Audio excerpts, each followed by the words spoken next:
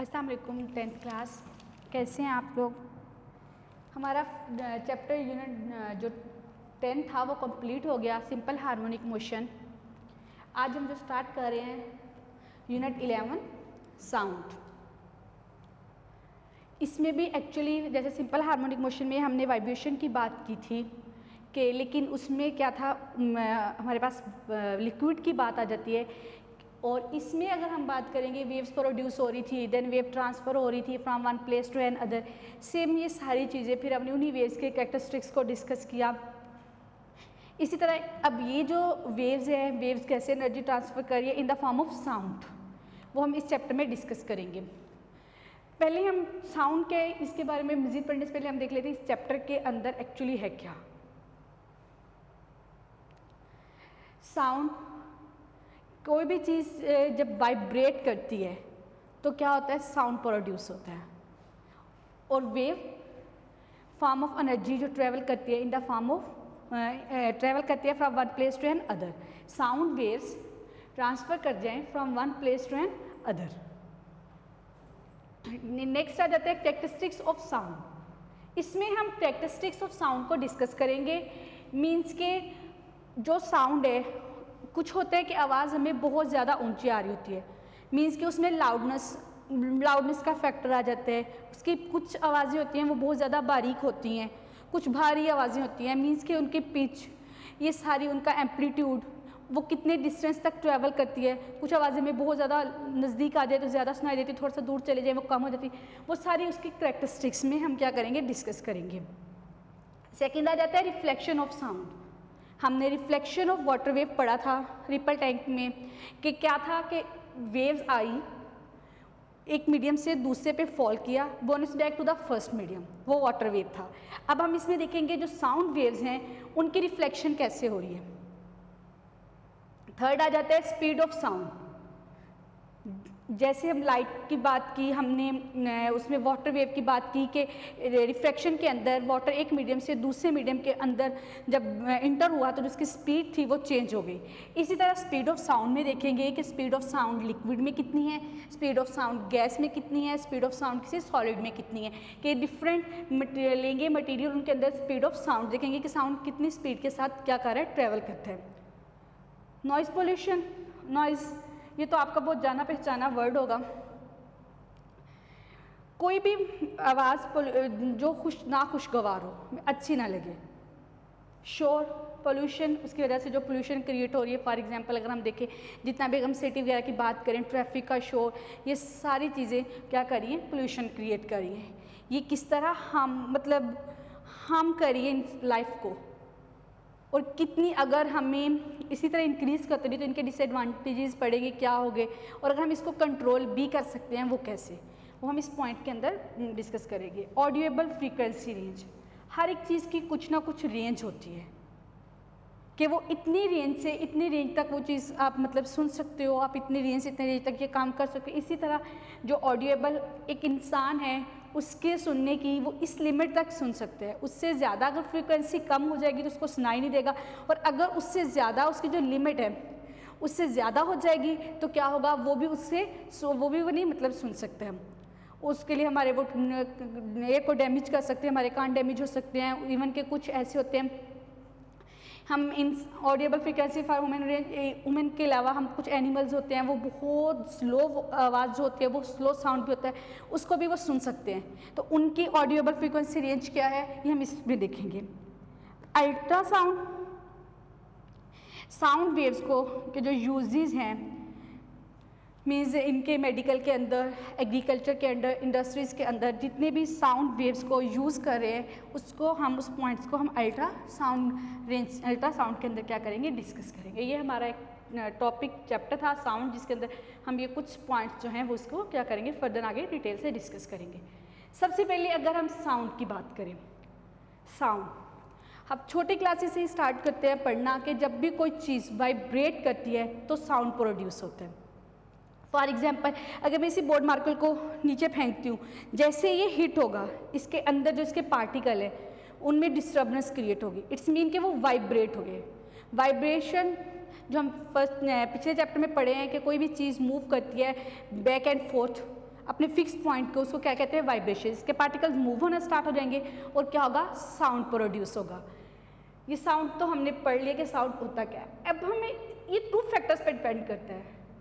First आ जाता है कि हमारे पास इसका मीडियम, साउंड को ट्रेवल करने के लिए हमेशा मीडियम की ज़रूरत होती है, मीन्स के रिक्वायर्ड होता है इसके लिए मीडियम, वरना साउंड ट्रेवल नहीं करेगा। हमारी आवाज़ एक से दूसरे तक किस तरह ट्रांसफ़र होती है, हमारे यहाँ पे ट्रांसफ़र होने के लिए जो मीडियम मौजूद होता है वो क्या होता है, एयर। तकरीबन ज़्यादातर जो मीडियम साउंड ट्रेवल करने के लिए यूज़ होता है बेसिकली वो हमारे पास क्या आ जाता है, एयर। अब क्या होता है, जैसे ही आप बोलते हो आपकी आवाज़ जो होती है वो एयर पार्टिकल्स को क्या करती है, डिस्टर्ब करती है। मीन्स वो क्या करना स्टार्ट कर देते हैं, वाइब्रेट करना स्टार्ट हो जाते हैं। इट्स मीन साउंड पर मीडियम मतलब रिक्वायर्ड था, साउंड वाइब्रेशन स्टार्ट हुई, वाइब्रेशन स्टार्ट होने की वजह से साउंड क्या हो गया, प्रोड्यूस हो गया और वो ट्रेवल कर गया from one place to another. आप उसके बाद सेकेंड पॉइंट देख ले, वाइब्रेटिंग बॉडी, कि साउंड प्रोड्यूस करने के लिए वाइब्रेटिंग बॉडी का होना ज़रूरी है। बॉडी वाइब्रेट होगी तो साउंड प्रोड्यूस होगा, जब साउंड प्रोड्यूस होगा तो उसके लिए हमारे पास मीडियम होगा तो वो ट्रांसफ़र करेगा from one place to another. ये तो था हमारे पास साउंड। अब हम इसी साउंड को कुछ एग्जाम्पल से मतलब डिस्कस करते हैं, कि उससे एक्सप्लेन करते हैं कि साउंड एक्चुअली है क्या चीज़। फर्स्ट एग्जाम्पल आ जाती है हमारे पास गिटार की। गिटार आपने देखा होगा, उसके ऊपर स्ट्रिंग्स लगी होती हैं। कुछ हम यहाँ पे थोड़ा सा बना ही लेते हैं, कुछ ऐसा ही होता है। यहाँ पे उसके इस तरह वो ऐसे स्ट्रिंग्स लगी हुई होती हैं। अब जब इन स्ट्रिंग्स को वाइब्रेट करते हैं तो ये स्ट्रिंग ऐसे आगे पीछे क्या करती हैं, अपने फिक्स पॉइंट पे क्या करती हैं, वाइब्रेट होना स्टार्ट हो जाती हैं, जिससे क्या होता है, हमारे पास साउंड प्रोड्यूस होता है। और यहाँ पर जो मीडियम होता है वो भी हमारे पास क्या होती है, एयर होती है। एयर की वजह से ही वो जो साउंड होता है गिटार की वजह से प्रोड्यूस हुआ होता है वो ट्रेवल कर रहा होता है एंड अदर प्लेस तक। सेकेंड, अगर हम अपनी बात करें, हमारी आवाज़, हमारे पास जो वोकल कॉर्ड्स होते हैं जब वो वाइब्रेट करते हैं तो उनके वोकल कॉर्ड्स के वाइब्रेट करने से क्या होता है, साउंड प्रोड्यूस होता है। थर्ड एग्जांपल आ जाती है आपके पास स्टेथोस्कोप। स्टेथोस्कोप आपने देखा होगा, डॉक्टर्स क्या करते हैं, यूज़ करते हैं स्टेथोस्कोप। अगर आप कभी स्टेथोस्कोप लेके उसको चेक करेंगे तो उसके अंदर भी साउंड प्रोड्यूस होता है। मीन्स कि अगर वो हार्ट बीट चेक करनी है तो वो हार्ट बीट का जो जैसे वो देखते हैं वाइब्रेशन, देखिए अगर स्टेथोस्कोप क्या करता है, vibration of organ means heart beat कह लें, लंग्स की जो वाइब्रेट करते हैं, वो उन्हीं वाइब्रेट करने से वहाँ जो साउंड प्रोड्यूस होता है वो स्टेथोस्कोप की मदद से उसको सुनते हैं। देन उसी से आगे वो फर्दर क्या करते हैं, चेकअप करते हैं कि वो जो ऑर्गन जिसका वो चेकअप करे वो प्रॉपर काम कर रहे हैं या नहीं कर रहा। ये कुछ एग्जांपल्स थी जिससे हमने देखा कि साउंड कैसे प्रोड्यूस होता है और वो क्या ट्रैवल करता है, उसके लिए हमें मीडियम रिक्वायर्ड होता है। फर्स्ट में हमने देख लिया गिटार, जब आप उसके स्ट्रिंग्स को वाइब्रेट करवाते हो तो साउंड प्रोड्यूस होता है। अदरवाइज के लिए हमारे पास वोकल कॉर्ड्स वाइब्रेट करते हैं तो आवाज़ जो होती है वो प्रोड्यूस होती है। स्टेथोस्कोप, ये जो हमारे इसमें जो सुनने के लिए हमारे जो हार्ट बीट कह लें या हार्ट लंग्स वगैरह ये ऑर्गन्स जो हैं ये जब वाइब्रेट करते हैं तो वहाँ पे साउंड प्रोड्यूस होता है, जिसकी मदद जो साउंड की मदद से डॉक्टर जो है वो पेशेंट्स को क्या करते हैं, हेल्प आउट होते हैं उनके चेकअप करने के लिए। ये थी हमारे पास साउंड्स क्या रहती हैं। अब इससे इन चीज़ों को साउंड को एक्सप्लेन करने के लिए उन्होंने आपकी बुक पे कुछ एक्टिविटीज़ दी हुई हैं। तो जो सबसे पहले हमारे पास एक्टिविटी आती है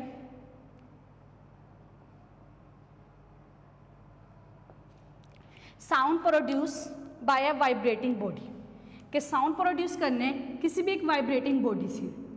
हमने एक ट्यूनिंग फोक ले लेना है, ये स्कूल लेबॉर्ट्रीज में होता है, हमारे पास भी है। जब आप स्कूल आएंगे तो इंशाल्लाह मैं आपको ये दिखाऊंगी। मेरा ख्याल है जहाँ तक मुझे याद आ रहा है मैंने आप लोगों को ये ट्यूनिंग फोक दिखाया हुआ लैब से। ट्यूनिंग फोक क्या होता है, किस तरह का बना हुआ होता है, ये इसके 2 पोंग्स होते हैं जिसको इसके आर्म्स भी कहते हैं। हमने इसमें साउंड प्रोड्यूस करवाना है, इसको वाइब्रेट करवा के, किसी भी वाइब्रेटिंग बॉडी मतलब वाइब्रेट होगा तो इसमें साउंड प्रोड्यूस होगा। अब हमें इसमें साउंड प्रोड्यूस करवाने के लिए एक हम हैमर लेंगे, हैमर रबर का बना हुआ हम हैमर लेंगे, जैसे ही आप हैमर से इसके आर्म्स को हिट करेंगे तो ये क्या होना स्टार्ट हो जाएगी, वाइब्रेट होना स्टार्ट हो जाएगी। ये ऐसे ऐसे आगे पीछे इसमें वाइब्रेशन प्रोड्यूस हो जाएगी। जब वाइब्रेशन प्रोड्यूस होगी, आप इसको अपने कान के नज़दीक लेके जाके सुनेंगे तो आपको इसमें जो साउंड प्रोड्यूस हुआ होगा वो भी सुनाई देगा। ठीक है, अब अगर हम इसी में देखें कि अगर हमें साउंड नहीं देखना तो हम इसी एक्सपेरिमेंट करने के लिए कि इसको एक पानी का ग्लास लें, जब आपने इसको हिट किया ट्यूनिंग फोक को, आप उस ग्लास के अंदर इसको उल्टा डाल दें तो इसकी वाइब्रेशन की वजह से पानी के जो छोटे छोटे कतरे होंगे वो अपवर्ड मूव करना स्टार्ट हो जाएंगे, जिससे ये चीज़ कंफर्म हो जाएगी कि जब आपने इसको हिट किया तो इसके जो बॉडी थे, उसके जो पार्टिकल्स थे, उन्होंने वाइब्रेट करना स्टार्ट कर दिया और वो ट्रांसफ़र हो गए टू एन अदर मीडियम भी, क्योंकि जो एनर्जी थी ट्यूनिंग फोक के पार्टिकल्स ने, उन्होंने अपनी एनर्जी जो वाटर पार्टिकल्स थे उन तक क्या की, ट्रांसफ़र की। अब ये था जब आपने एक हैमर को एक ट्यूनिंग फोक को हैमर से क्या क्या रबर हैमर से हिट किया तो वो वाइब्रेशन उसमें क्या होगी, स्टार्ट होगी। अब हमने क्या करना है, इसी एक्सपेरिमेंट को लेना है एक और, आप एक थ्रेड लें, कोई भी बॉल, टेनिस बॉल ले लें, कोई भी प्लास्टिक की छोटी बॉल ले लें या कोई भी मैश ले लें, उसके साथ क्या किया, अटैच करके हमने उसको इस टाइम रेस्ट पोजीशन में, बिल्कुल स्ट्रेट रेस्ट में है, मूव नहीं कर रहा, कुछ भी नहीं कर रहा। हमने ट्यूनिंग फोक लिया, उसी रबर हैमर से क्या करेंगे, उसको अगेन हिट करेंगे।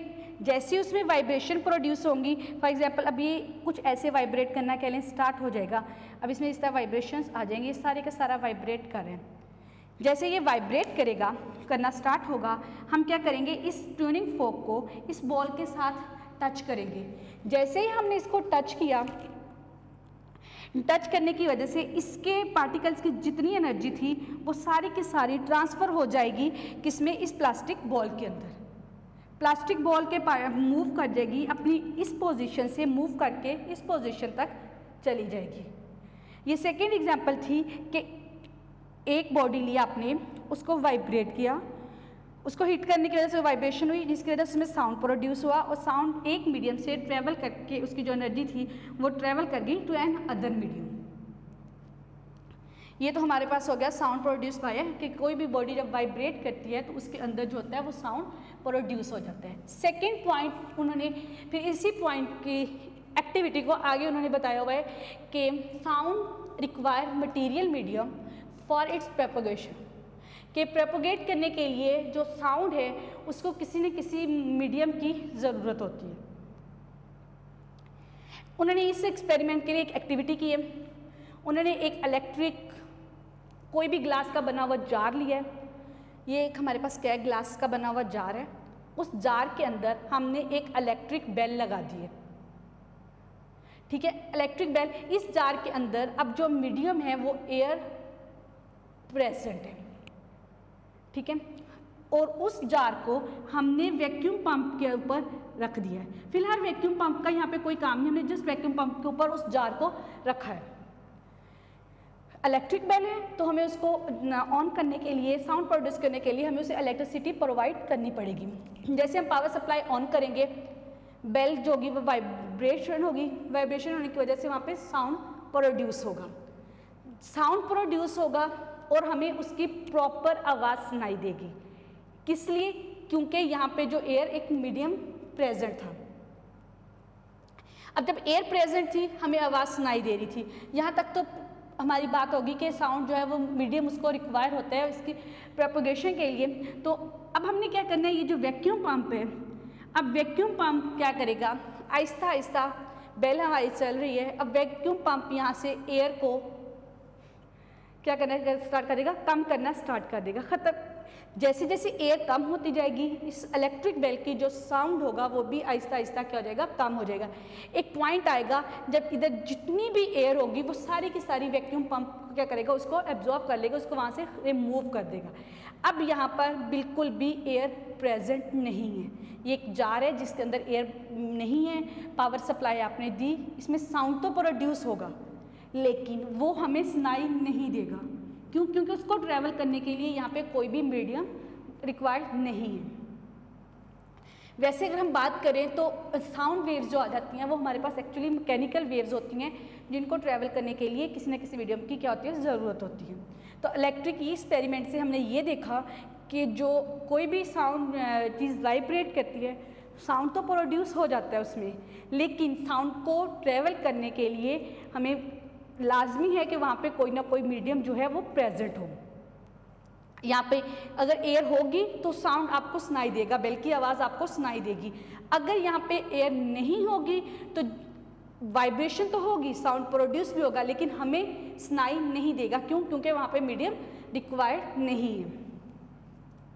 अब उसी एक्टिविटी के थर्ड पॉइंट में उन्होंने बताया हुआ है कि जो साउंड है उसकी नेचर क्या है। हमने 2-3 बातें पढ़ी थी जब हमने वाटर वेव की बात की थी, उसमें हमने पढ़ा था longitudinal waves, transfer waves, experiment भी किया था स्ट्रिंग वाला, हमने स्लिंग की वेव्स भी प्रोड्यूस की थी। लेकिन यहाँ पे ट्रांसफर वेव्स की बात नहीं कर रहे, हम just longitudinal nature of sound की बात कर रहे हैं। अगर हम लॉन्गिट्यूडिनल की बात करें, डिविजन की बात करें, इसका क्या मतलब होता है? Particle of a medium move along the direction of the wave, कि उस मीडियम के जो पार्टिकल्स हैं या पार्टिकल ऑफ मीडियम जो है वो मूव करते हैं जिस तरह की उसमें वेव्स प्रोड्यूस हो रही हैं। अगर फर्स्ट चैप्टर जो चैप्टर यूनिट नंबर 10 पढ़ा था, अगर थोड़ा सा उसको अगर हम जहन में लेके आए तो क्या था, उसमें हमारे पास जो वेव्स प्रोड्यूस हो रही थी वो जैसे जैसे ऐसे से अगर ट्रांसफ़र हो रही थी तो नेक्स्ट ये एक मीडियम था जहाँ पे एयर प्रेजेंट थी, तो वो साथ साथ ट्रांसफ़र आगे हो रही थी। अगर कोई इस तरह की वेव्स प्रोड्यूस हो रही थी तो उसके अंदर भी वो उसकी प्रोपगेशन भी इसी तरह की हो रही थी, मीन्स के पैरेलल टू ईच अदर था। पार्टिकल ऑफ मीडियम, उस मीडियम के पार्टिकल्स और जो उसके अंदर वेव्स की डायरेक्शन थी दोनों क्या होंगी, सेम होंगी, मीन्स के दोनों एक दूसरे के पैरेलल होंगी। इसी चीज़ को हमने अब ट्यूनिंग फोक के साथ जो वेव्स प्रोड्यूस हो रही हैं उनके साथ क्या करना है, देखना है कि क्या वो इस लॉ को ओबे करती हैं। अब हमने क्या करना है, यहाँ पे ये जो मैंने स्ट्रेट लाइन लगाई हैं ये यहाँ पे हमारे पास रिप्रेजेंट कर रही हैं एयर को, कि यहाँ पे एक ट्यूनिंग फोक है जो बिल्कुल ठीक है और ये एयर पार्टिकल्स है, एयर है जो बिल्कुल एक स्ट्रेट लाइन में। अब हम क्या करेंगे, इसी को हम रबड़ के बने हुए हैमर से या किसी भी चीज़ से हिट करेंगे। अब हम इस पॉइंट को 0 का नाम दे लेते हैं, ठीक है। जैसे हमने इसको हिट किया इसके अंदर क्या हो गया, वाइब्रेशन प्रोड्यूस होगी, मीन्स के ये अपनी ही पोजीशन से आगे और पीछे क्या करेगा, मूव करेगा। आपने इसको हिट किया, ये इसका O पॉइंट था जिसको मैंने, और ये मूव करके A पे गया।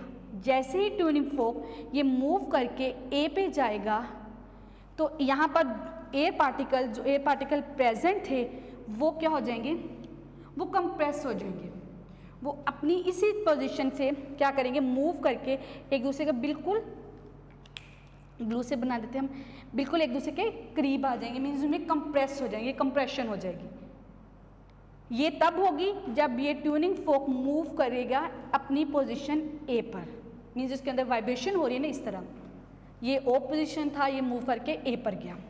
यहाँ पर जितने एयर पार्टिकल्स थे वो मूव हुए, उनके अंदर क्या हुई, कंप्रेशन हुई। ये हमने इसमें कंप्रेशन का पढ़ लिया। ये फिनोमेना तब था जब वो A पे आया। इसमें वाइब्रेशन में क्या होता है, वो जस्ट A वाली साइड पे नहीं जाएगा मूव करके अपने फिक्स पॉइंट के, वो अपने फिक्स पॉइंट के दोनों साइड्स पे मूव करते हैं। वो A वाली साइड पे भी जाएगा, वो B वाली साइड पे भी जाएगा। जैसे ही वो यहाँ से मूव करके पोजीशन B पर आएगा, अब क्या होगा, यहाँ पे कंप्रेशन हुई, उतने में ये कंप्रेशन जहाँ पे रुकेगी नहीं, एयर पार्टिकल्स यहाँ पे सारी वो नेक्स्ट ट्रांसफ़र कर देंगे अपनी एनर्जी को इन एयर पार्टिकल्स के साथ। अब ट्यूनिंग फोक ने क्या किया, वो मूव करके अगेन पोजीशन B पर चला गया, पोजीशन O से। अब यहाँ पे अगेन क्या आ गई, एयर प्रेजेंट होगी। अब एयर जब प्रेजेंट हुई तो उस पार्टिकल्स के दरमियान जो था वो डिस्टेंस क्या हो गया, ज़्यादा हो गया।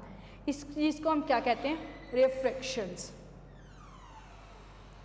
लॉन्गिट्यूडिनल वेव्स के अंदर हमने इस क्या देखा कि जो पार्टिकल्स थे एयर के वो मूव किए, उसी मीडियम पार्टिकल्स ऑफ मीडियम जो थे वो अलोंग दैट डायरेक्शन, जिस डायरेक्शन में वो वेव्स प्रोड्यूस हो रही थी उसी डायरेक्शन में वो क्या करना स्टार्ट हो गए, फर्दर आगे मूव करना स्टार्ट हो गए। कि देखिए जैसे आपने उसको हिट किया, उसने कंप्रेस किया, कंप्रेस करने की वजह से वो दोनों एक दूसरे के क्लोज आ गए, क्लोज आने की वजह से यहाँ पे वो पोर्शन हमारा कंप्रेशन हो गया।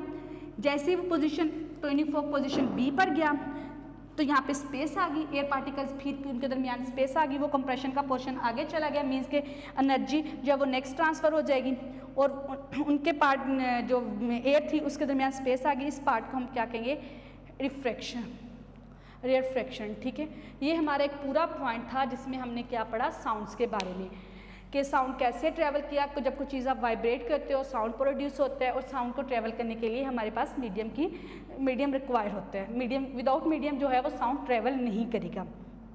इसे आप अच्छे से लर्न करें और नेक्स्ट हम फिर क्या करेंगे, इंशाल्लाह कल वाले लेक्चर में हम कैरेक्टरिस्टिक्स ऑफ साउंड को डिस्कस करेंगे।